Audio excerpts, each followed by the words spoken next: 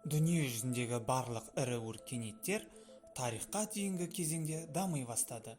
Ол кезде адамдар әлі аңшылық және терімшілікпен айналысты, бірақ бірте-бірте ауыл шаруашылығына бет бұрды.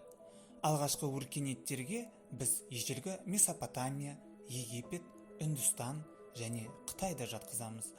Бұл өркениеттердің барлығы әлемнің түкпір-түкпірінде әртүрлі жерлерде орналасқан. Бірақ олардың барлығына ортақ бір нәрсе бар. Ол өркениеттердің өзендер бойында пайда болуы. Бұл өркениеттер неолит дәуірінде пайда болғандықтан, адамдар ол заманда бір-бірінен оқшау өмір сүрді. Сондықтан оларда бір-бірімен қарым-қатынас жасау, ақпарат, білім алмасу, тіпті сауда жасау мүмкіндігі болмады. Тек уақыт өте ғана бір-бірімен байланыс орнатты.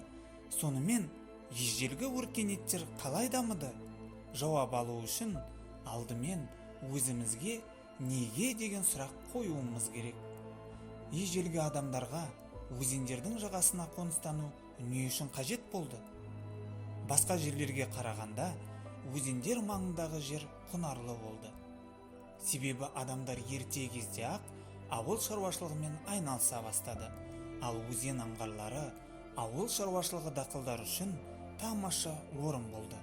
Мерзімді су тасқыны кезінде өзендер жағалауы ұзақ уақыт бойы құнарлы болады. Осының арқасында адамдар көп мөлшерде егін өсіруге мүмкіндік алды.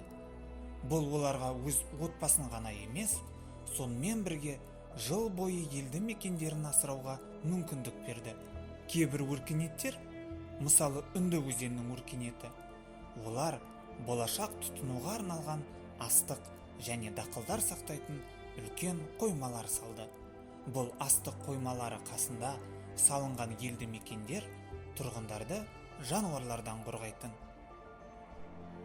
Өркениеттің дамуымен және ауылдардың қалаларға айналу процесіне байланысты адамдар егінді тиімдірек өсіру үшін суару жүйесін ойлап тапты. Бірақ ауыл шаруашылығы өзендерге жақын қоныстанушыларға арналған азық-түліктің жалғыз көзі болған жоқ. Егін өсірумен қатар адамдар өзендерден балық ұстады. Оның үстіне өзенге су ішу үшін келген аңдарды аулай алды. Адамдар отырықшы өмір сүре бастағанда, олар жайлы өмірге көшті.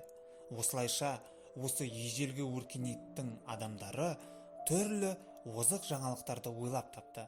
Мысалы, дренаждық жүйелер, егістіктерге су жеткізетін арналар және тағы да басқалары.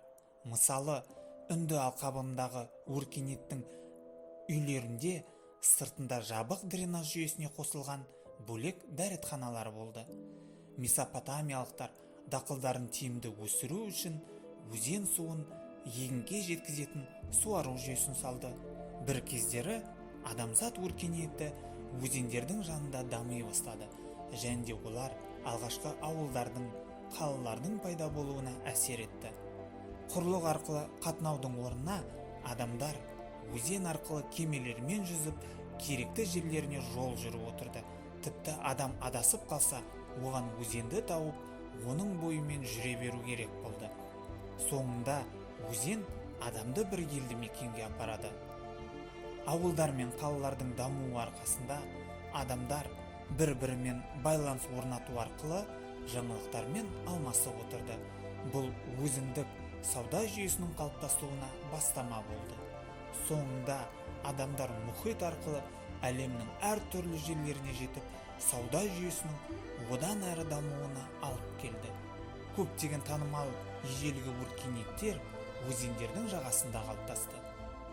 Мысалы, Ефрат және Тигр өзендерінің маңындағы Месопотамия өркениеті, Ніл өзенінің маңындағы ежелгі Египет, Үнді және Ганг өзендерінің маңындағы Үнді өркениеті, Хуанхэ және Янцзы бойындағы Қытай өркениеті. Бұл өркениеттердің тұрғындарының барлығы құнарлы жерлерді егіншілікке және жақын маңдағы аңдар мен балықтарға аулауға пайдалану үшін бастапқыда өзенге жақын орналасты. Олар жаңа жерге көшу қажеттілігін сезінбеген соң, Ақырында олар өзендердің жағасына бір жола қоныстанды. Олар өзен бойында ауылдар тұрғызды. Олар ақырында қалашықтарға және сол кездегі алғашқы қалаларға айналды.